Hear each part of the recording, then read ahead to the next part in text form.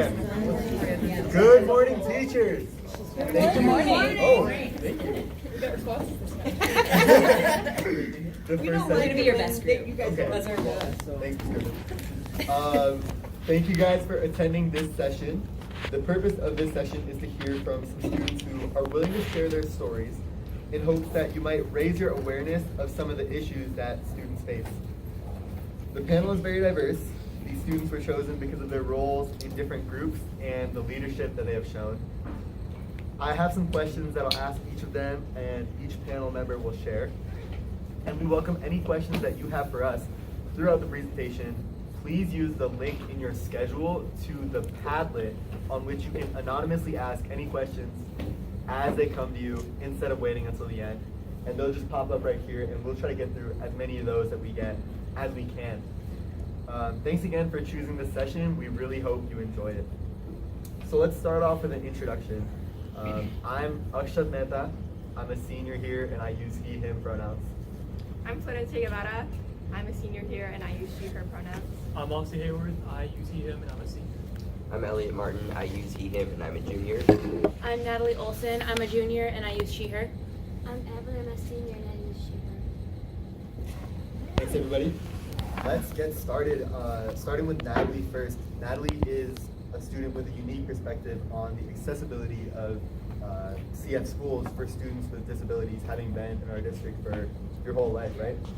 So, Natalie, share a little bit about what your experience has been like and what we can learn from it. So, obviously, I'm in a wheelchair. I have something called a muscular dystrophy. Specifically, it's called spinal muscular atrophy. I'm not paralyzed, which is what people tend to automatically assume about me. My muscles just don't function correctly, so I just can't walk. I've been in a wheelchair for most of my life. I became completely wheelchair bound around 4th grade, but I've been in the CF school district, like Akshat said, my whole life. And it's actually a really good school district compared to a lot of my friends. A lot of their schools aren't even ADA compliant, so this school's actually been really good. I've never had any pushback from teachers with help I need for the most part. Yeah. And so let me ask some further questions. What are some of the barriers that we've had to hurdle over to make sure that your learning can still be effective? So this high school isn't the best. Like I said, it's better than some of my friends, but like it's still not the best. It's kind of like I'm in one of those pinball machines. I'm all over the place. Last semester I was in one of the math pilot classrooms, and it was gonna move up to the 2nd floor. And so first hour I would have been on the 2nd floor, 2nd hour I would have been on the main floor, 3rd hour back up to the 2nd floor, 4th hour back down to the main floor, power hour down to the lunchroom, 5th hour back up to the 2nd floor, 6th hour I was on the 2nd floor, and then 7th hour back down to the basement. This semester it's not much better, but thankfully my math teacher, Mrs. Zimmerman, and Mr. Weisbury worked together to help me last semester with that. They moved the pilot classroom down to the classroom we were in. So they just switched the furniture. Instead of making me move, they moved it to me, and that meant a lot to me because it meant that I got to preserve some of my energy because it's rough, because I end up having to leave 5 minutes early from most of my classes just so I can get to my next class, because it's really rough navigating the hallways, and then the elevator is just on one side of the school, and so I'm often trying to get all the way across the school and back just to get to my next class, meaning I miss some of the homework assignments because a lot of teachers wait till the very end of class to assign homework, and then I end up missing it. And for my 2nd hour, I'm in concert choir. I've missed a couple assignments, and then I'm having to write in notes and rhythms and stuff in class while we're supposed to be learning it because I missed it. And it's been like that for some of my other classes where like I miss the hey, do this over the weekend, or hey, like just get this done for class tomorrow, because I'm having to leave early.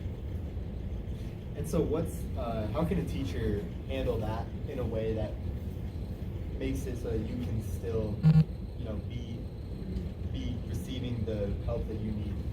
So a lot of my teachers have a daily work makeup doc thing for students that are out of class that day, and it's really helpful for me even though I'm in class because then I can go look at it.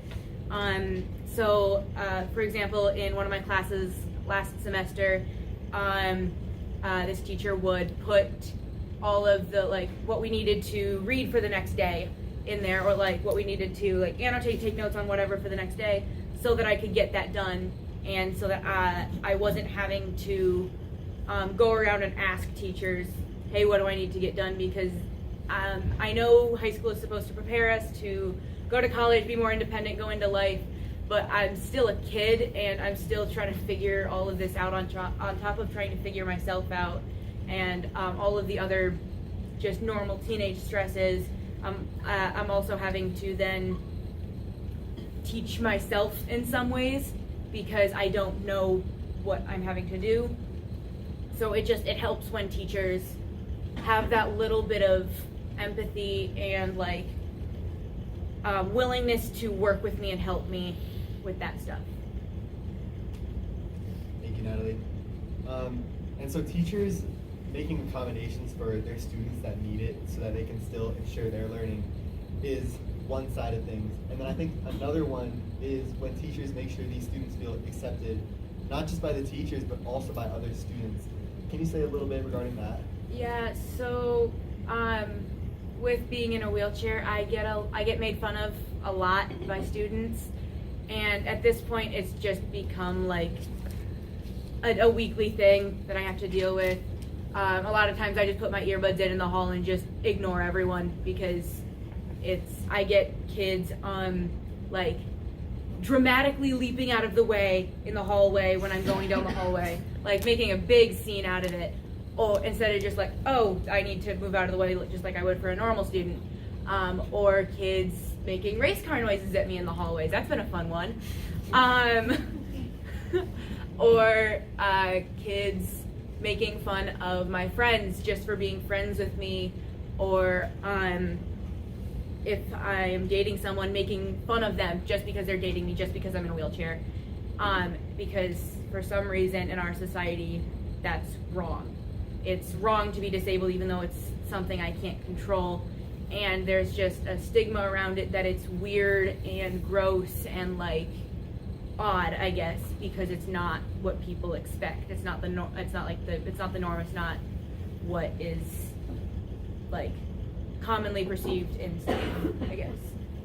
So with teachers with that, if you see, and this goes with anyone, if you see students even doing something that might remotely be that's questionable,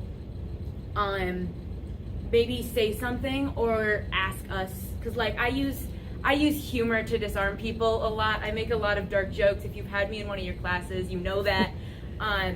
But if you see students purposefully picking on a student, you can, but you're not sure if it was oh, it was just friends joking or something like that, go ask that student, hey, were you okay with that? Was that okay?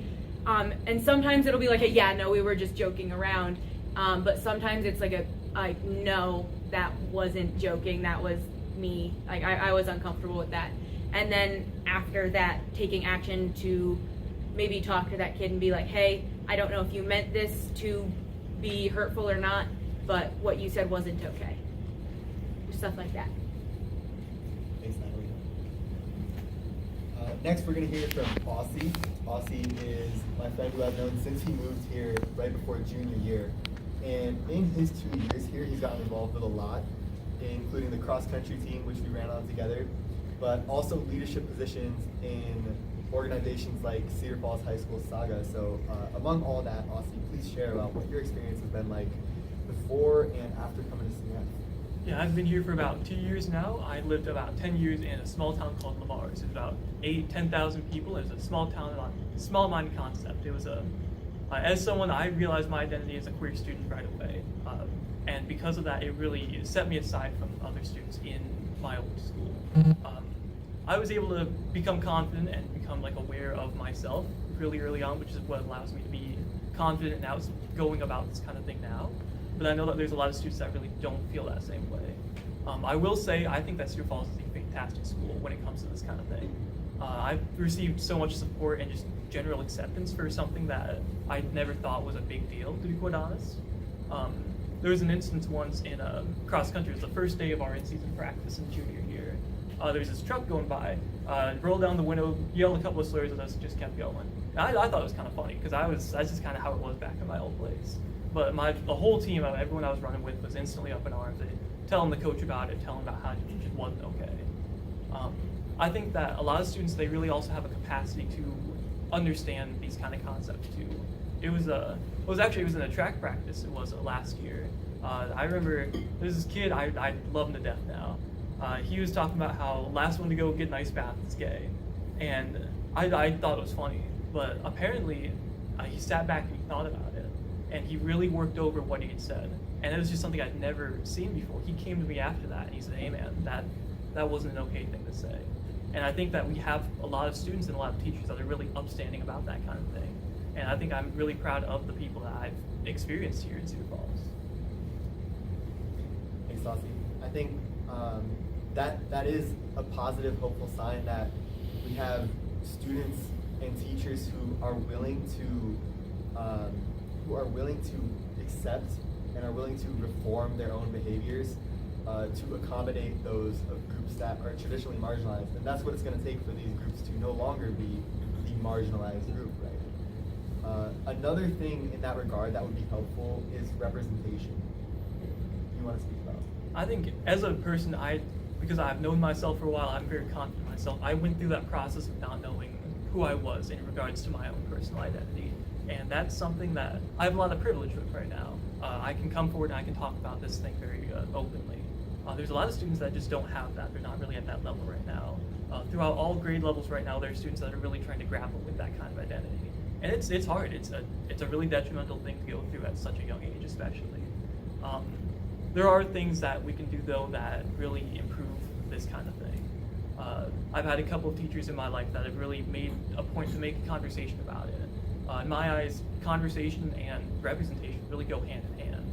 We do a lot to represent the diverse students we have, but I've never, it seems to kind of fall short when it comes to these like LGBTQ plus individuals. I've never heard any story of two dads. I've never heard any story of like a queer teacher, staff, or administration individual. And I think that overall opening up conversation about these kind of things is what makes these students who feel like they're outcasts, who feel like they don't really fit in that mold of what they're supposed to be, that's really what brings them back in. It was actually, I'm taking AP Psych right now with Mrs. Rogers over there, and there was one time where she was working on a lesson plan, and she asked me how I felt about what she was talking about, and we worked together on what she was talking about, and it was just kind of the bringing in that conversation. I think regardless of the class that you teach, it could be history, maths, anything that you have, there really is a tie not just to the topic of LGBTQ+, but to the identities of your students that you can really work with. To me, it's really about working to better understand who your kids are and bringing in those certain aspects of their identity that they may feel ashamed of is what really stops them from falling through the cracks. Because how many LGBTQ teachers do we know, guys? I knew 0 until last year when we did this panel, when one came up to me and told me about himself. I still know 0. So, representation is scarce, but by opening up a conversation about LGBTQ identities, what we can do is help our students who fall into that category feel seen and really feel like they too belong.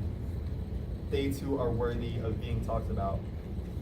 And anything to add? I think that it's scary. It really is to start these conversations, especially with legislation in works right now. What we see in other states, this specific conversation is something that we really stay back from. It's a touchy topic for a lot of people, and for a lot of people, it's for a lot of different reasons. It's for morals or religion, even at the end of the day. And I think that we, as a school, I love the models of our track, our cross country, our sports. We have such a concept, this ideal of bringing people in and making them a part of the team, a part of Cedar Falls that I think that we can really hold up a little higher. I think that it's important to have those scary conversations, and it's important to be scared when you have those conversations. I just think that overall it's okay to be wrong and it's okay to mess up, and I think that that's something that once we move past those ideas that we could be wrong, we could make a student uncomfortable by asking these questions. It's important to grow and move on with that overall. I think that once you open that conversation, that slight uncomfortability that you may feel opening, like going into that kind of conversation, will end up leading you to learn more about yourself and about the students that you're teaching. And that allows you to just better understand everything overall. Thank you, Austin. Next, we'll hear from Elliot. Elliot is a person who has transitioned from male to female. I'm so sorry. Forget everything you just heard. All right, Elliot is a person who transitioned from female to male, all while handling, the stresses of junior high, and now coming into high school. So, I think through all that, you've developed a perspective that can really share to teachers what it's like to help someone through that transition, what was done well, what could have been done differently. So, Elliot, please share a little bit about that. Right. First of all, I'd like to say that was a good example of what to do if you accidentally mess up, like with pronouns or anything. Just apologize and move on. Like you said, I was assigned female at birth, and I have been transitioning for a few years now. I actually started testosterone about a year ago, so that was pretty fun. I think I started realizing around the age of 11 or 12 that I didn't quite fit the mold of what is a female or like a little girl in our society. And as I was exposed to the internet, I heard other people's stories of them coming out, of them realizing that they were actually a male. And I felt that that applied to me, and it did, obviously. And around 8th grade, I finally came out to my friends. A lot of my immediate friends were very accepting, but some people that I'm not friends with anymore were not very accepting and said some quite hurtful things that I still remember to this day. And then a few months after that, I came out to my parents, who were also very accepting.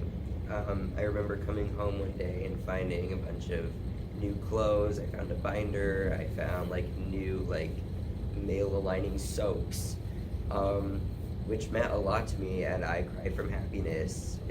It was just the little things that they were doing that really helped a lot.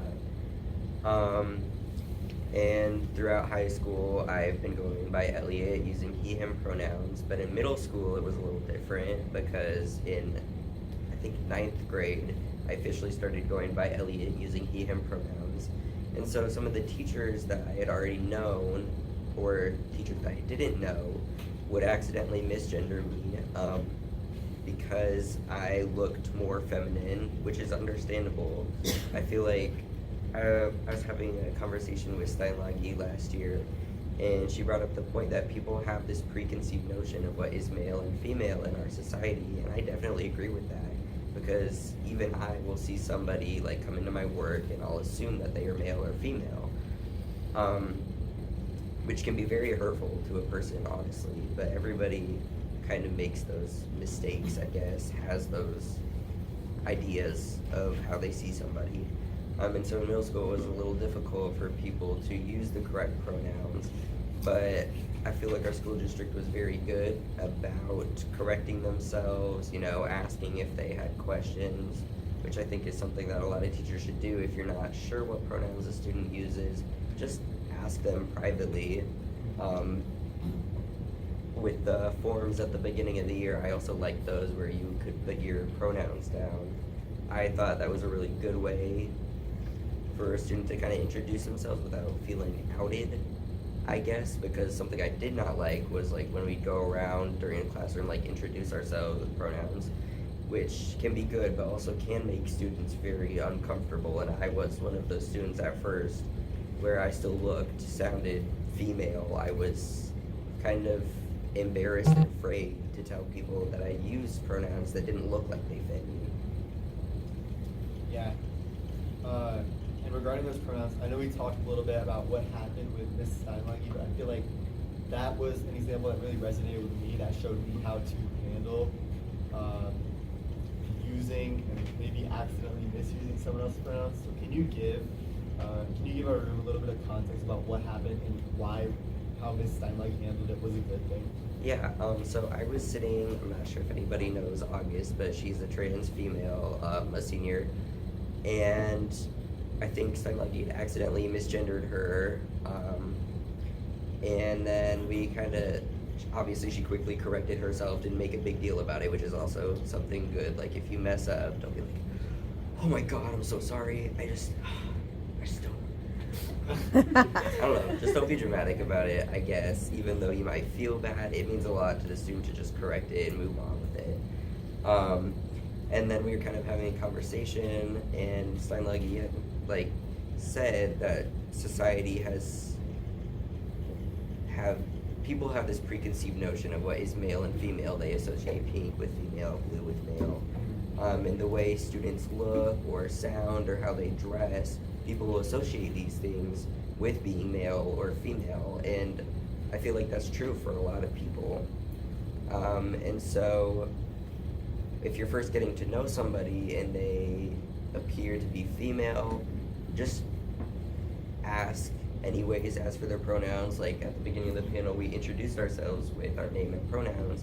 If you're meeting somebody for the first time, just introduce yourself that way too. My mom has gotten a new job, and she's been meeting new people, and she introduces herself that way, even though she's cis. And I think that's a very good way to kind of expose people to that, so that trans people aren't kind of outed. If trans people are the only ones, giving their pronouns, then it kind of outs them in a way, even if they don't want that. So I feel like just not assuming things, which is difficult because that's what we've grown up with, that's what we're used to, and then just asking clarifying questions in a respectful way. Right. My takeaway from that story was try not to assume. Messing up happens, but when it does, you can bounce back. Just by trying to respect that ask of being labeled correctly. So, thank you, Elliot. Next, we're going to hear from Evelyn, who is a student who speaks English, speaks it well, and speaks it as a second language too. And I think that gives her a really good perspective on what we can do for our students who speak English as their second language, and how we can still make their learning as effective as possible. So just throwing out there, public speaking is my #1 fear. So I'm a little nervous. So growing up, I was always that one kid in class that needed more help than the others. So when I came here, I knew that I would need more help since English is not my first language. And so in class, teachers they knew about my situation, so they were very flexible about sitting up with me and explaining these difficult words that for a normal kid that speaks English would be easy. So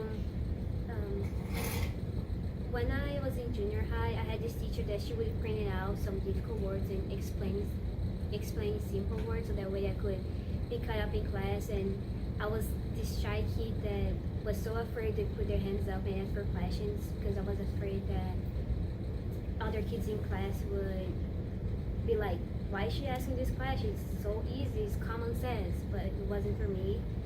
So I had the first year when I came here, I was super stressed about it, that I even thought about giving up and going back to my own country.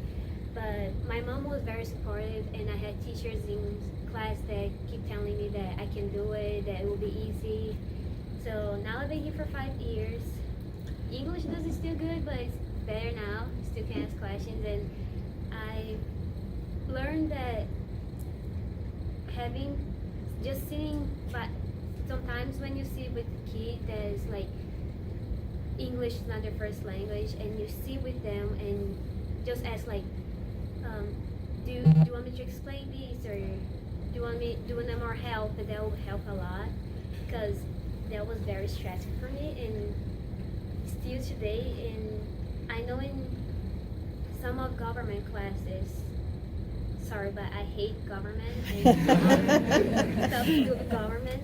But in my country, I was always the worst in that subject. And when I came here learning about all these new history stuff and all these words, that was just like, what the heck does this mean? And I had pretty flexible teachers that they would give me like some little books that would explain more about that, and that helped me a lot being here today. And I'm glad that some of these teachers that helped me here today, and thank you for helping me. And so just pulling the kid aside, not in front of the middle class, not in front of the class, because that's embarrassing, but just like when the class is over, come to them and ask if they need help. It will help a lot, because I know some people, they just let go and end up failing the class or something. So yeah. Thank you, Evelyn. Last but not least, Florencia is a student who has a Hispanic background, but sometimes people assume that she isn't from here. She's actually been in CF all her life. So, Florencia, can we hear about your experience as a Cedar Falls native? Yeah. Was that bad wording? Go ahead. Okay. Yeah, so I have been in CF schools my whole life. Even though when I do get new teachers that haven't had my sisters before, they will ask me where I'm from sometimes when they hear my name. But I think being in CF schools my whole life has really like changed how I perceive myself in Hawaii dominant school. Just because when I was younger, I would constantly be treated as like a weird Hispanic kid, and like, oh wow, she's not like us, because of my culture, and just like when I would share traditions that I had at my home, or even just the food I would bring to school, many students would be like, what are you eating? And I'd be like, this is a regular thing, I promise. And so just like certain things like that, or even students coming up to me on like the playground and like chasing me around, asking if I can say something in Spanish, or I don't know why they would do that, because I would always just say hi in Spanish. That is the first thing that came to mind. But just like situations like that, a lot of them did happen in the classroom, and I know that it would have been helpful for me growing up as like a little 5-year-old in CF to have a teacher step in and be like, that's a little weird to do that, because I thought those situations were like normal for Hispanic kids everywhere. But obviously with Hispanic students being able to talk to more now, that's definitely not a normal occurrence everywhere when you're not in a white dominant school. So I think just like having those teachers like to speak up, kind of how like Natalie said, like even if it doesn't seem like it would be that big of a deal, you really don't know how that affects the person that's being told this, just because of well, like even if you think it may be a joke, if it's not a joke, it's better to just err on the side of caution with those sort of things, because obviously I still remember those situations, even if the other kid just thought they were no big deal. Yeah, so even having those situations where like students and teachers are kind of like asking me to speak Spanish, or just kind of like singling me out in those little ways, I wanted to obviously assimilate more, and I started to pick up on like a lot of European beauty standards, or how I should start speaking. Just like in my preschool scratchbook, I noticed that I had to color in a picture of a princess with like me as the picture of the princess, and I put it with blonde hair and blue eyes. That's not how I look. So just like seeing things like that from when I was younger, and like seeing how that really did affect me, even if many of the teachers obviously didn't recognize that immediately. And so I've even had like teachers in like middle school or something ask me if I could say something in Spanish for the class when it barely relates to the topic, because they obviously can't do that for every class. And so just like situations like that put you on the spot.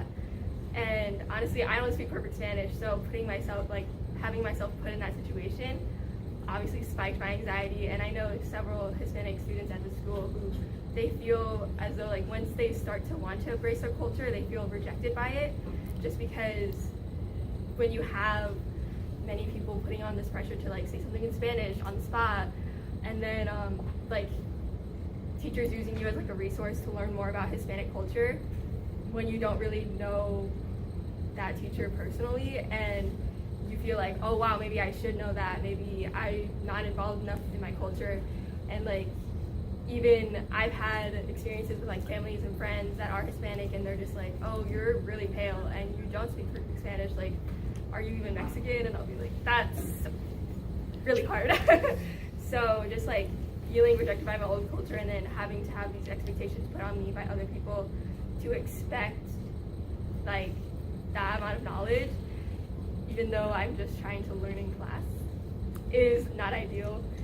And I've even had I've been pretty lucky with my teachers because I do have 2 older sisters, so they've kind of been like put through CF schools, and that being said, like more teachers that I have know me for oh she is Hispanic, oh she has Hispanic sisters and everything. But so I've been pretty lucky in like Spanish classes where they'll know that I don't speak perfect Spanish already, just like off the bat because of my sisters. But I did have Miss Dove one year, and she did not have my sisters in their class because she was new to the district. And I got kind of nervous because I was like, maybe she'll put more pressure on me when she like thinks that I know more Spanish than I do, and I was very anxious. And then just like within the first week of school, she noticed that I did understand more Spanish than some of the other students, and she just like after class, very important, after class, she asked me like, oh, like, do you know more Spanish, or like, can you understand more Spanish? And I was like, yeah, I understand Spanish. I don't speak it perfectly, but I do understand more Spanish, just so that she would know more about me. And I felt like that really took off a lot of the pressure for myself, as I didn't have to like hold myself to the standard of having to know every single thing about my culture, or having to speak a whole different language in Cedar Falls, Iowa. So just like situations like that were very helpful. Thanks, Valencia. And so one thing we've already covered is like it's important not to put our students on the spot in this regard of like their culture, because they already can and will be struggling with that question of like, am I Hispanic enough? When you're trying to balance 2 cultural identities all while being one person, like that is a real question that students growing up with dual identities have to struggle with, and teachers can help that by not putting them on the spot. Another good thing that teachers can do in regards to students with like different backgrounds or cultures is a genuine cultural appreciation when they come to ask you about it. Can you share a little bit about what would look good for that? Yeah, so I actually did have a teacher, Mr. Nicholson, ask me about the movie Encanto, and so if any other teacher had done that to me, I would be very suspicious and be like, why are you asking me about the one Hispanic Disney movie? But he and I had already had several classes together over the years, and he did know more about me as a person and not just as a Mexican student in his class. So him asking me was more natural, especially since he knew that I liked Disney movies, and it wasn't just like, oh, you're Mexican and they're Colombian, they speak Spanish, let's make this happen. But it was more of a genuine question and more involved with my interests, and it didn't feel as though I was being used as a resource. It felt more just like a natural conversation where I got to share my culture in my own comfortable space, and not just being asked to do it and like getting my culture drawn out of me. Because you said he knows that you like Disney movies. Yeah. Right. Yeah. So it felt more natural. It didn't feel like, oh.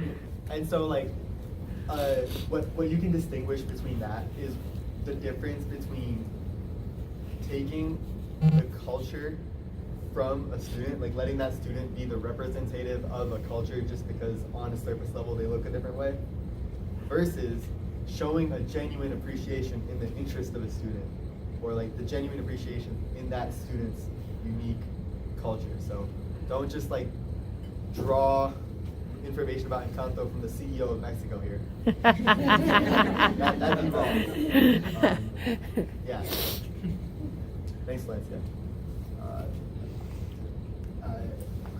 With a little bit of time that we have, I'd like to share something about my own experience. And this isn't something I did last year when I spoke on this panel, just because my experience with Cedar Falls has been so overwhelmingly positive. But I still think there is something to learn from my experience that I've realized after hearing all these students come get into touch with how their identity has impacted their schooling experience. You know, it's not something that a lot of students think about, including me, until now. So I think it's good that we think about things like this, and I'd like to share. Growing up, I was good at math. Some of my middle school teachers may know this, but being good at math corralled me into a stereotype. Because I was the Indian kid in my elementary school, and it was hard to shake that image. I felt like while people who weren't part of a stereotyped minority group could build identities for themselves based on who they were, for me, since everybody around me, their perceptions of me were reduced to the narrow stereotype that I fit into on a surface level, I felt like it was hard for me to break beyond that boundary. Because more important than other people's perceptions of me fitting into a stereotype was the fact that I let those perceptions of me limit myself. In a way that was good. When everybody around me thought that I was totally bound to succeed on the math test we were about to take, that actually did make it easier for me to materialize success in academics. And that was never a problem. But when it came to areas outside of the smart Asian stereotype, it was hard for me to believe that I could achieve success in those areas, let alone attain it. Just because everybody around me was so quick to reduce me to a narrow stereotype, which did not include success in areas like athletics, or maybe even like public speaking.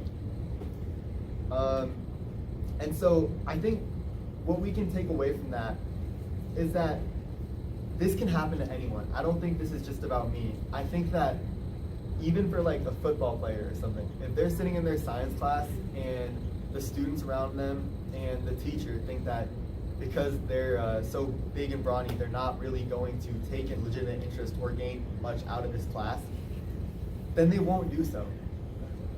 It really takes the people around you to believe in you and for you to believe in yourself before you can actually materialize success. And I think another great example of this is the story of my friend Dan, who's not with us right now, but Daniel Asibe is an African-American student. And he told us that people didn't really believe that he was going to get academic success because he was really just seen as a slacker. Maybe people's preconceived notions of him when they first see him play into that.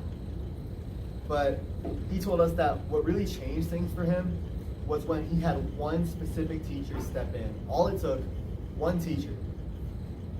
One teacher who showed him that she believed in him and made him be able to believe in himself. She's in this room right now. It was Miss Brenna Griffin.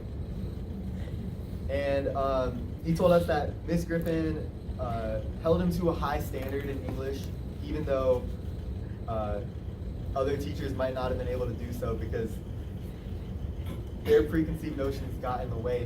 They didn't see this. They looked at this guy and didn't see someone who they thought could really succeed. So they didn't push him in the way that they should have. We need to hold all of our students to the same high standard in all regards. Throw away your preconceived notions. Don't let that be the limiting factor in a student's success. Let these students believe that they too can succeed despite of what they look like on the outside. And once you can show your students that you believe in them, they can believe in themselves, and that's when they can really gain the success that they deserve. that's all that we have for you. Thank you guys for attending this session.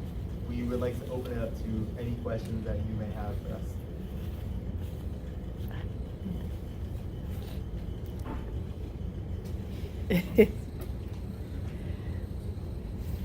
Mr. Penny crying? Just called her out. How does all the rhetoric coming out of politics make you feel? I mean, I know how it makes me feel. I'm so angry about it that it's so wrong. I think as a student, on the student side, it really is, it hits, it really does hit. The concept that, well, I think you might be better to talk about this. So I'm not sure if you guys know about House Files 8 and 9 that have kind of come into play recently. They have not been passed, but were approved by a subcommittee. House File 8 would prevent students in K through 3rd, I think, from learning about LGBTQ topics. Maybe just even having, like Aussie mentioned earlier, just having two moms maybe brought up in a scenario. And House File 9 would prevent students from being able to use their preferred name and pronouns without the parents agreeing to that, you know, like approving of that, and teachers would also have to out students to their parents, which both can be very hurtful, obviously. And I feel like a lot of the things, especially like with the trans sports bill that was passed a while ago, I feel like a lot of it is not actually geared towards helping kids or parents. It's all very politically charged. I feel like a lot of it is just ideals that are being pushed onto these kids. It's not about what's best for them. It's about, you know, gaining political power, I would say. And it's hurt a lot of kids. Even just the idea of House Files 8 and 9 really scares me. Even though I have supporting parents, I have a lot of friends who don't, and being outed to their parents could get them kicked out of their house. It could put them in a very difficult place, and I feel like that is also something that needs to be brought up in classrooms. Just, I don't really know how to word that, but I feel like just letting kids know the political climate, having a space where kids can feel free to talk about these issues. You know, even if there are some opinions that are like, yeah, we should pass these, there are other opinions that no, we shouldn't pass these. Just having a safe space for everybody to talk through those things, because some people may not agree, some people may agree, and giving everybody a chance to speak, I think, is very important. It really takes a toll on your personal image overall. I think knowing that, well, especially that the K through 12 conversation is kind of brings into question why we can't talk about these topics, why it's not like an age-appropriate thing to talk about something that is the same on either side.